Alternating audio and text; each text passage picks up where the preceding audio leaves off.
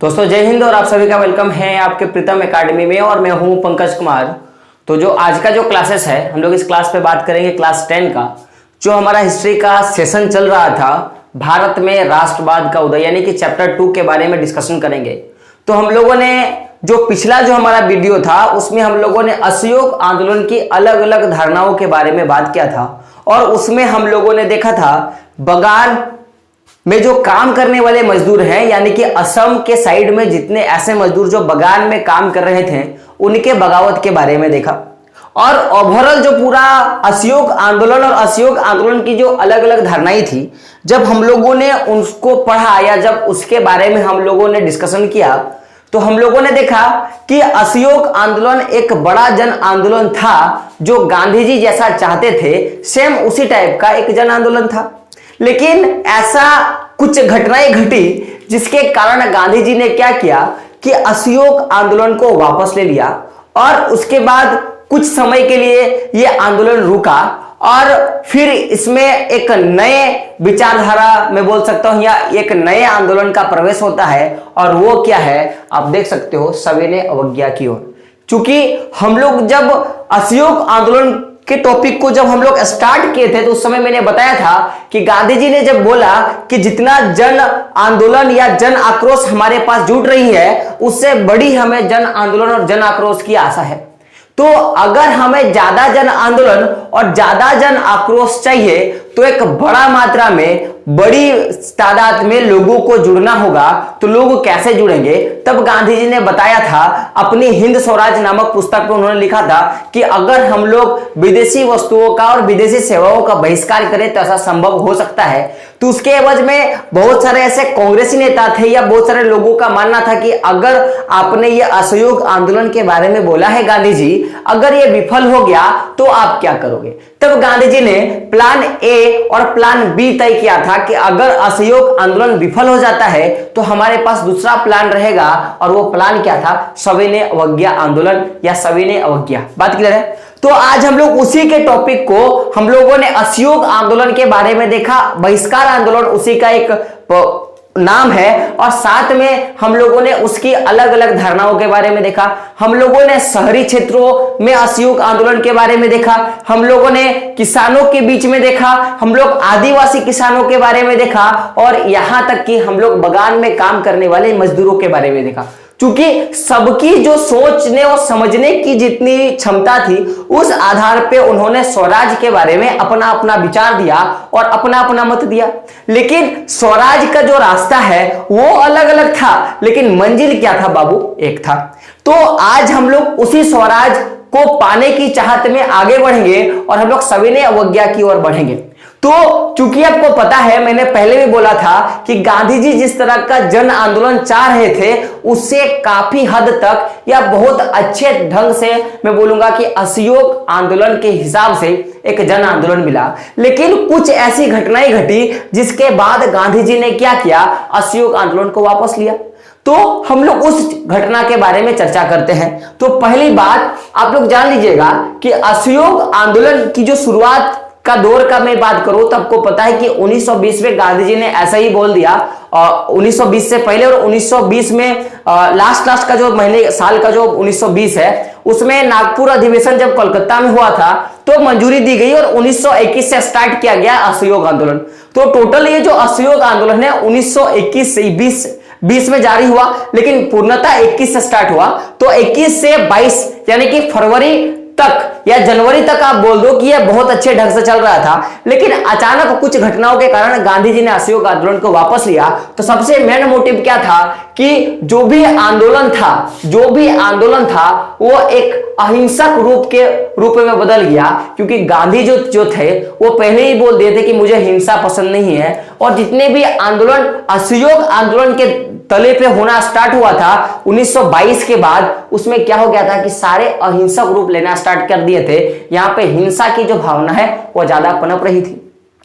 तो क्वेश्चन कभी आपके पास आएगा कि गांधी जी ने असहयोग आंदोलन वापस कब लिया, तो आपको क्या बताना है? फरवरी। क्या बताना है? फरवरी 1922 में। कब की घटना है? फरवरी 1922 में गांधी जी ने असहयोग आंदोलन को वापस लेने का फैसला किया। कारण क्या था कि गांधी जी को लग रहा था कि अब जो हमारी आंदोलन चल रही है वो कैसा, वो एक हिंसा भरा आंदोलन चल रहा है, तो हमें इसमें को क्या करना है, हमें रोक देना है। तो आखिर किस कारण से बोला गांधी जी ने, कौन सा ऐसा घटना घटा जिसके कारण गांधी जी ने बोला कि अब जो आंदोलन है वो हिंसा का रूप ले लिया है, कौन सा ऐसा आंदोलन है? तो गांधी जी ने ऐसी एक घटना थी जिसको हम लोग चोरी चोरा कांड के नाम से हम लोग जानते हैं। क्या जानते हैं? चोरी चोरा कांड के नाम से हम लोग जानते हैं, या चोरा चोरी घटना के नाम से जानते हैं। तो ये घटना फरवरी 1922 को होता है। तो इस घटने के बारे में आपको थोड़ा बता दूं तो घटनाक्रम में क्या होता है कि एक स्थान है, चोरी चोरा एक स्थान है, उस स्थान में असहयोग आंदोलन के जो आंदोलनकारी है वो लोग एक शांतिपूर्ण जुलूस लेके उस रास्ते से गुजर रहा था। चूंकि वहां पे एक पुलिस चौकी थी, तो पुलिस चौकी ने क्या किया कि उनसे कुछ सवालाते, या मैं बोलूंगा कि उनसे कुछ ज्यादा बहस हुआ। तो चूंकि बहस के कारण ये जो असहयोग आंदोलनकारी हैं और जो पुलिस है, दोनों के बीच में भिड़ंत हुआ और बहुत गर्मा गर्मी का माहौल हो गया। और उसी गर्मा गर्मी के माहौल के दौरान कुछ आंदोलनकारियों ने क्या किया कि पुलिस चौकी पे हमला कर दिया और वहां जितने भी रखे बंदूक थे या जो भी गोली बारूद थे उसको लूट लिए और पुलिस स्टेशन को जला दिया और कुछ पुलिस कर्मियों को जख्मी कर दिया। तो ये जो एक घटना देखा गया आंदोलन के बीच में, तो गांधी जी को लगा कि अब जो पूरी मनोवृत्ति थी लोगों की कि हमें हिंसा नहीं करके बस हाथ जोड़ के आजादी लेनी है, अब ये चेंज हो रहा है। तो गांधी जी फिर से नहीं चाहते थे कि एक जलियांवाला बाग हत्याकांड हो या एक ऐसा कोई जन संहार हो जिससे हमारा दिल या हमारा जो हृदय है वो क्या हो जाए, पूरी नरमम हो जाए। तो ऐसा कोई घटना वो नहीं चाहते थे, इसीलिए उन्होंने क्या किया, असहयोग आंदोलन को वापस कर दिया। आपको ये जो घटना है केवल आपको कुछ ही यूट्यूबर या कुछ ही क्लास बताएगा। आप किसी से भी क्वेश्चन पूछ लेना कि बताइए सर असहयोग आंदोलन क्यों वापस ले लिया गया था, तो सब एक ही घटनाक्रम बताएंगे और वो क्या है, चोरा चोरी कांड, और कोई कुछ नहीं बताएगा। लेकिन केवल प्रीतम एकेडमी ही आपको और नए नए तरीके बताएंगे जिससे आप 100% श्योरली बोल सकते हो कि जो भी टॉपिक मैं यहाँ पे सिखा रहा हूं या जो भी मैं आपको बता रहा हूं और कहीं पे नहीं मिलेगा, मेरी दावा है। तो पहला जो घटनाक्रम हम लोगों ने देखा था चोरा चोरी कांड के बारे में, और भी ये सारे बातें हैं। जैसे कि अगर हम लोग देखेंगे कि जब हम लोग मैं बोल सकता हूं कि अवध का जब हम लोगों ने दौरा किया तो वहां गांधी जी और कांग्रेस का समर्थन था। लेकिन जैसे ही हम लोग आंध्र प्रदेश का गुंडे इलाका की बात किए तो वहां की जो भावनाएं थी स्वराज के बारे में, तो उसका समर्थन कांग्रेस के नेताओं ने नहीं दिया। और हम लोगों ने जब असमी बगान क्षेत्रों के मजदूरों के बारे में देखा तो उनकी जो विचारधाराएं थी उनका समर्थन फिर कांग्रेस ने नहीं किया। तो गांधी जी को क्या मानना था कि जितना भी सत्याग्रही है उनको परीक्षण की जरूरत है, उनको वास्तविक परीक्षण की जरूरत है कि वाकई में स्वराज है क्या, या हमें कैसे आजादी लड़नी है, या हमें कैसे आजाद होना है। इसके बारे में गांधी जी ने बोला कि जितने भी सत्याग्रही हैं उनको जरूरत है परीक्षण की। किसकी जरूरत है? परीक्षण की जरूरत है। तो मैंने दो अभी पॉइंट क्या बताए, पहला जो था वो चोरा चोरी घटना, दूसरा सत्याग्रहियों को परीक्षण की जरूरत है, और तीसरा अगर मैं बात करूं तो तीसरा क्या था, तो कुछ कांग्रेस के ऐसे पार्षद थे जिनको लग रहा था कि इस तरह के जो लंबे प्रोसेस की जो क्रिया है, जो आंदोलन है, इससे हम आजाद नहीं हो सकते हैं और इससे हमें ही लॉस होगा। और कुछ लोगों को मानना था कि अब हमें जो प्रांतीय परिषद की जो चुनाव हो रहा है उस चुनाव में हमको भाग लेना चाहिए, तब जाके हम अपने आप को आजाद करा सकते हैं। तो मैंने तीन घटनाक्रम क्या क्या बताए, पहला मैंने चोरा चोरी कांड, उसके बाद जो सत्याग्रही हैं उनको परीक्षण की जरूरत थी, और तीसरा मैंने क्या बताया कि कुछ कांग्रेस के ऐसे प्रतिनिधि थे जिनको लगता था कि चुनाव की प्रक्रिया में भाग लेकर ही हम लोग अपने देश को स्वतंत्र करा सकते हैं। तो आखिर ये जो कुछ कांग्रेस के नेता ही बोल रहे थे कि हमें प्रांतीय परिषदों के चुनाव में भाग लेना चाहिए, तो किन कारणों से बोल रहे थे हम लोग उसके बारे में थोड़ा चर्चा कर लेते हैं। या हम उससे पहले एक चीज देखेंगे कि ये प्रांतीय दल क्या था, और इस चुनाव हम लोगों ने पहले भी देखा था जब असहयोग आंदोलन को शुरू करने के बाद था तो कांग्रेस के कुछ नेताओं ने ही असहयोग आंदोलन को शुरू करने से मना कर दिया, बोला कि नहीं हमें ऐसा मंजूर नहीं है। तो थोड़ा हम लोग उसके बारे में चर्चा कर लेते हैं। तो देखिए प्रांतीय सरकार की मैं बात करूं तो इसमें क्या हुआ था कि जब इधर से सत्याग्रह चल रहा था तो इंडिया के जितने भी सत्याग्रही या जितने भी आंदोलनकारी उन्होंने ब्रिटिश सरकार के पास एक मांग रखा कि आप लोग जो भी विधि निर्माण करोगे उसमें हमें भी बताइए कि कैसे आप विधि निर्माण करोगे।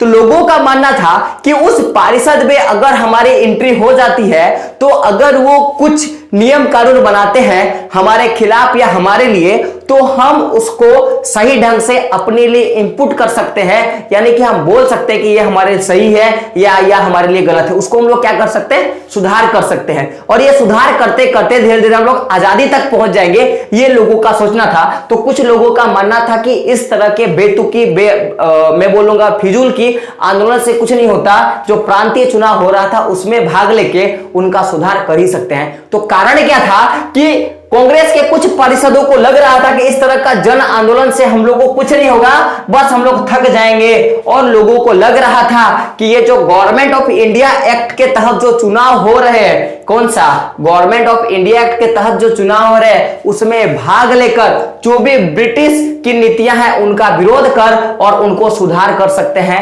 और हम इसी माध्यम से हम आजाद हो सकते हैं। तो कुछ लोगों ने इसके लिए विरोध करना शुरू कर दिया। तो गांधी जी ने इस तीसरे कारण के लिए भी असहयोग आंदोलन को वापस ले लिया।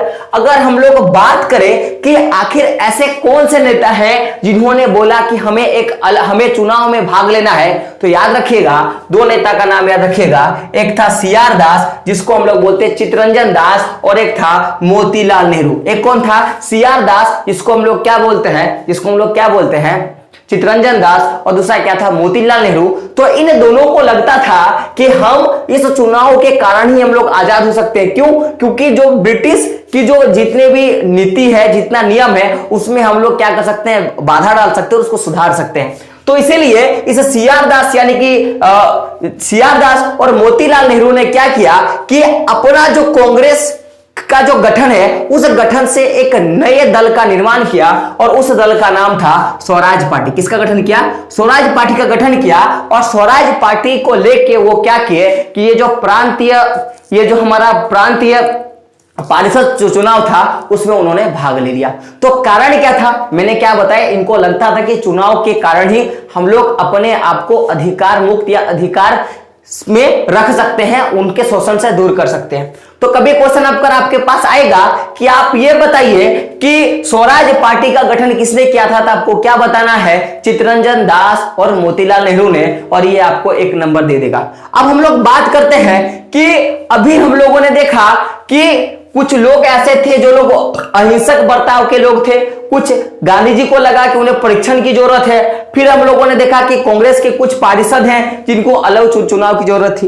अब ऐसे भी कुछ लोग होते हैं जिनको भाई बहुत ज्यादा उत्सुकता होती है कि इतना जो लंबा जो प्रोसेस चलेगा असहयोग आंदोलन, उससे मेरे को जल्दी से हमको क्या चाहिए, हमें जल्दी से क्या चाहिए, हमको आजादी चाहिए। क्योंकि गांधी जी ने बोला था कि अगर असहयोग आंदोलन चला तो लगभग साल या 2 साल के बीच में हमें रिजल्ट देना शुरू होगा, और जो कांग्रेस है उसके और जो ब्रिटिश सरकार है वो क्या करेगी, इस देश को छोड़ के चली जाएगी। ये गांधी जी का मानना था। लेकिन कांग्रेस के दल में कुछ ऐसे भी नेता थे जो युवा पीढ़ी के थे, जो क्या थे, युवा पीढ़ी के थे। और आप जानोगे कुछ ऐसे युवाएं होती हैं जिनको हर चीज जल्दी चाहिए होता है कि नहीं सर जल्दी सर। मैं जैसे यूट्यूब में मैं जब क्लासेस लेता हूं तो बहुत से बच्चों का कॉमेंट आता है कि क्या सर आप टॉपिक वाइज वीडियो बना रहे हो, एक बार में आप 2 से 3 वीडियो में आप टॉपिक को चैप्टर खत्म कर दो।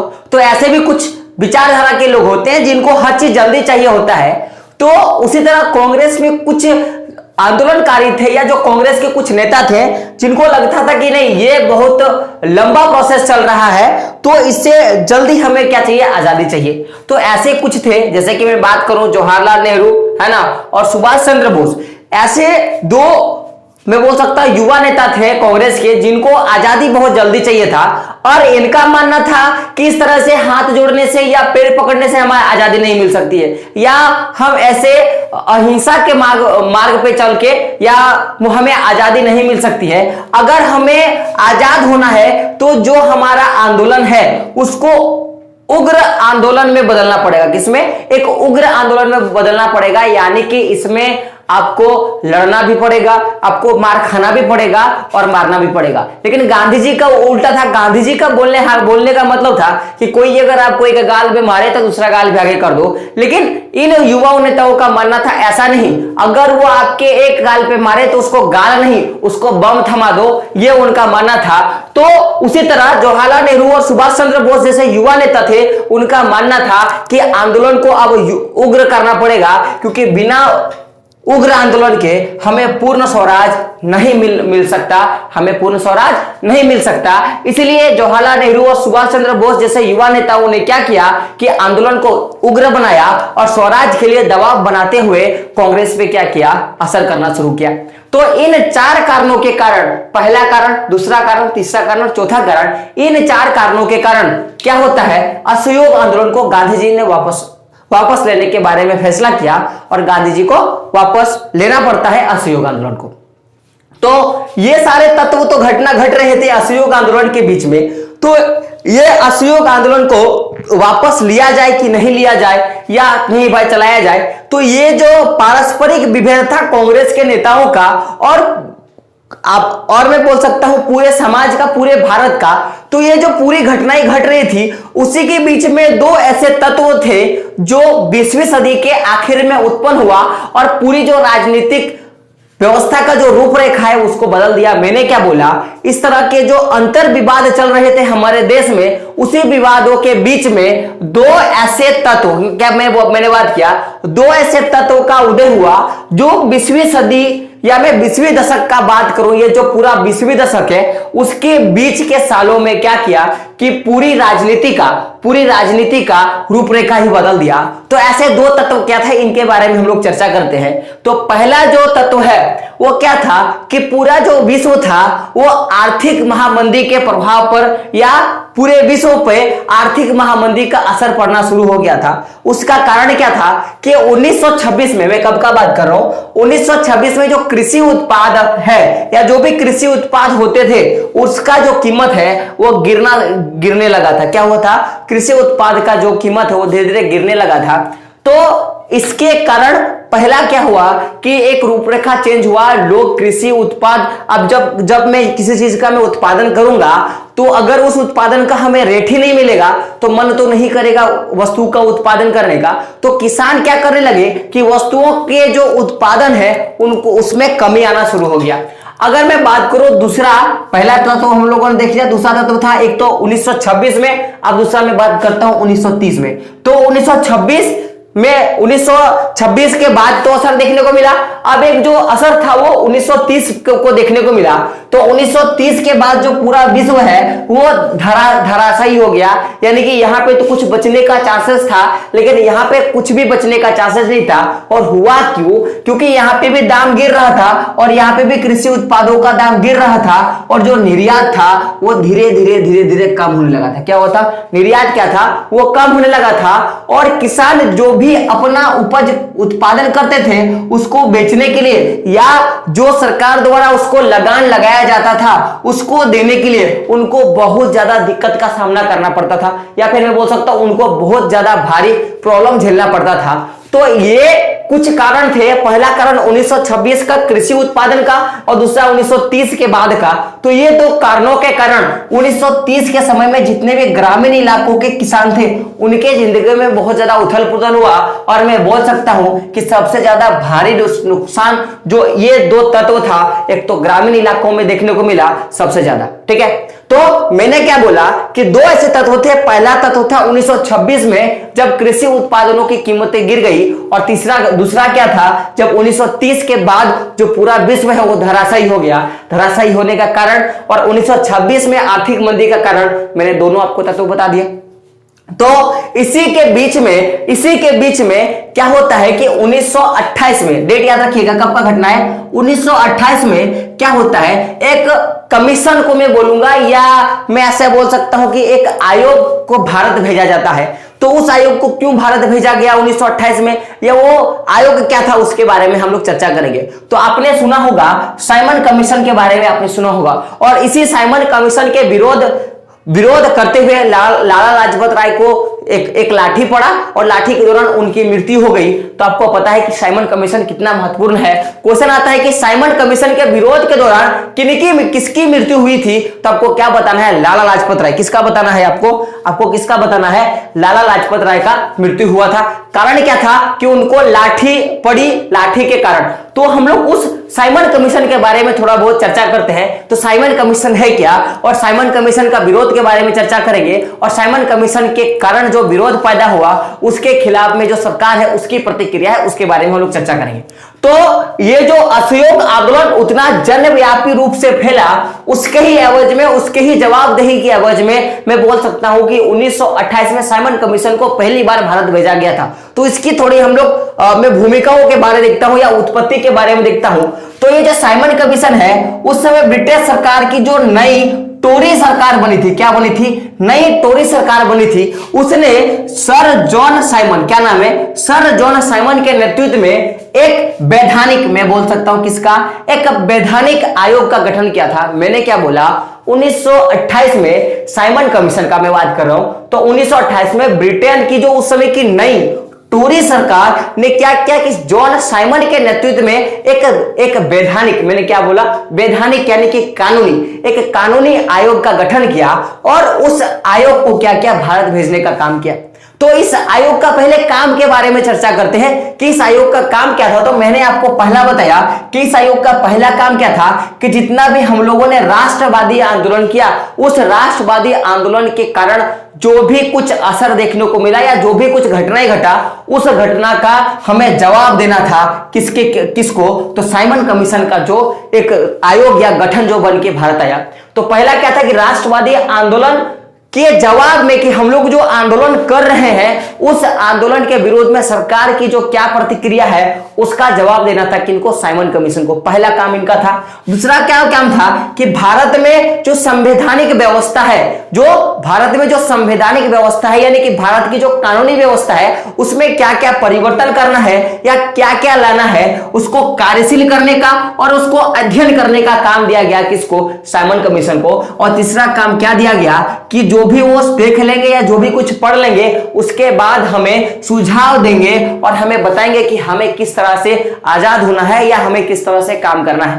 पहला काम क्या था कि राष्ट्रवादी आंदोलन का जवाब देना था उनको। दूसरा काम क्या था कि भारत में संवैधानिक जो कार्यशिला रखी जाएगी उसका अध्ययन करना है, और उसको अध्ययन करने के बाद जो रूपरेखा तैयार होगा उसका हमें सुझाव देना है। ये सारा काम जो है, ये तीन काम किसको सौंपा गया, तो 1928 का जो साइमन कमीशन जो आयोग आया था उसका काम सौंपा गया।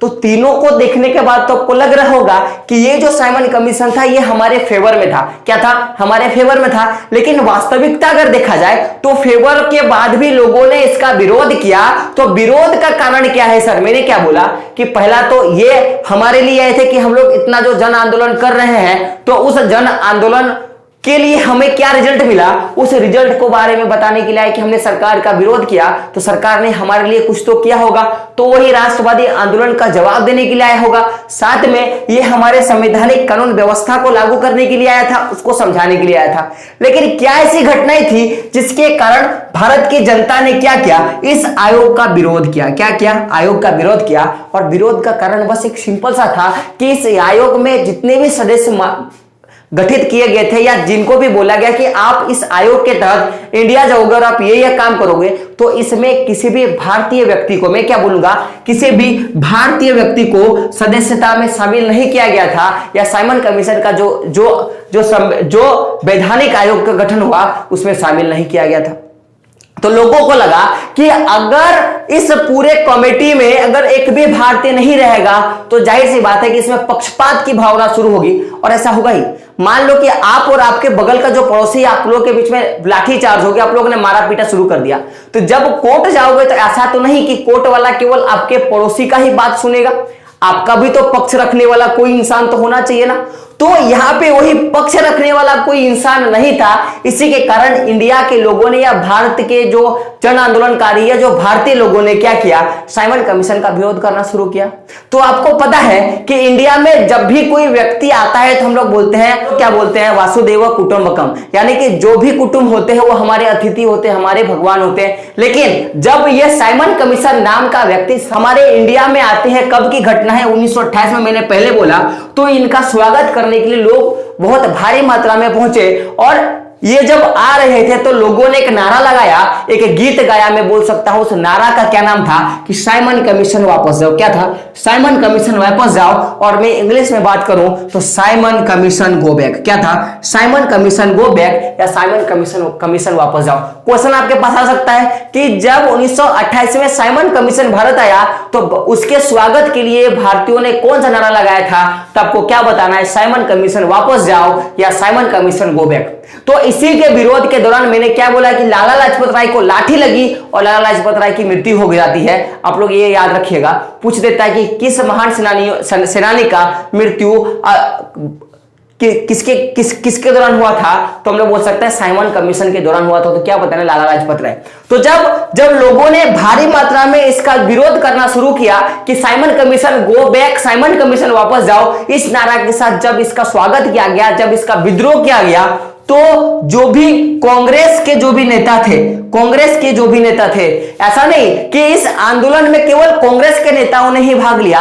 इस आंदोलन में जो भी कांग्रेस के नेता है या जो भी मुस्लिम लीग के नेता है या उस समय जो स्वराज पार्टी का गठन हुआ या जो भी गर्म दल के नेता होते हैं, जैसे कि हम लोगों ने देखा जवाहरलाल नेहरू, सुभाष चंद्र बोस, हम लोगों ने CR दास और मोतीलाल नेहरू के बारे में देखा, जिन्होंने एक तो यहाँ पे स्वराज पार्टी का गठन किया। ये लोगों ने अपने आप को उग्र आंदोलनकारी में परिवर्तन किया, उधर ठंडा वाला है। तो ऑटोमेटिकली हम लोग बोल सकते हैं कि जो ये जो सारे गुट हैं, चाहे कोई भी स्थानीय जो राजनीतिक पार्टी है, सभी ने क्या किया, साइमन कमीशन का विरोध करना शुरू किया। तो जब इतना ज्यादा विरोध देखने को मिला साइमन कमीशन के खिलाफ, तो उस विरोध को रोकने के लिए या उस विरोध को दबाने के लिए क्या किया गया ब्रिटिश सरकार के द्वारा।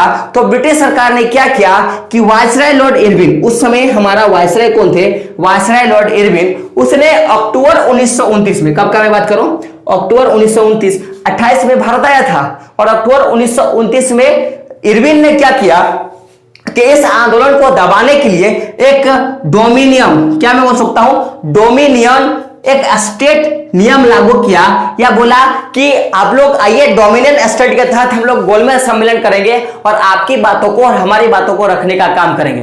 तो जब मुस्लिम लीग, कांग्रेस और जो सभी पार्टियों ने इसका विरोध किया, तो फिर क्या किया ब्रिटिश सरकार ने बोला कि आप लोग आइए, एक गोलमेज सम्मेलन किया जाएगा जिसमें आप भी रहिएगा और हम भी रहेंगे। तो ये तो सारा हुआ, लेकिन इसमें एक सबसे बड़ी बाधा क्या थी कि डेट निर्धारित नहीं किया गया कि आप कब आओगे और कब हम लोग आपके साथ बैठक करेंगे। तो ये जो आंदोलन है साइमन कमीशन के विरोध का, ये और भी लंबा चला। हम लोग इसके बारे में अगला जो हम लोग का एपिसोड आएगा या मैं बोल सकता हूं अगला जो वीडियो आएगा, हम लोग उस पर बहस करेंगे।